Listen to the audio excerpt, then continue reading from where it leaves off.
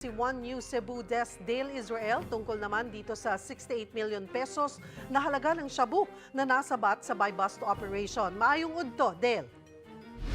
Maayong udto, Cheryl. Higit 10 kilong shabu ang nakumpiska ng mga otoridad sa isang buy-bust operation sa Barangay Careta, Cebu City kaninang umaga. Nakatago ang mga pakete ng shabu sa 10 silyadong green plastic na may print na Chinese characters. Sa unang tingin, aakalain mong tibag o tsaa lamang ang laman na nakalagay sa isang backpack ng mga suspect na sakay na isang puting Toyota Innova. Pero ang laman ng droga mula dyan, nasa 68 million pesos ang halaga na siyang pinakamalaking drug haul sa Cebu City ngayong taon. Inaresto ang magkapatid na sina Jaime at Roberto Dahao ng mga tubong Tubigon, Bohol Province. Nakakulong na sila ngayon sa Regional Police Headquarters sa Camp Seri Osmeña.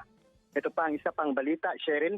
Inilunsad ngayong umaga ng Bureau of Fire Protection Central Visayas ang mga bomberong nakamotorsiklo bilang first responders sa mga sunog sa Metro Cebu area. Mahigit 10 miyembro ang tinaguriang Bikers First Aid Service Team o BFAS.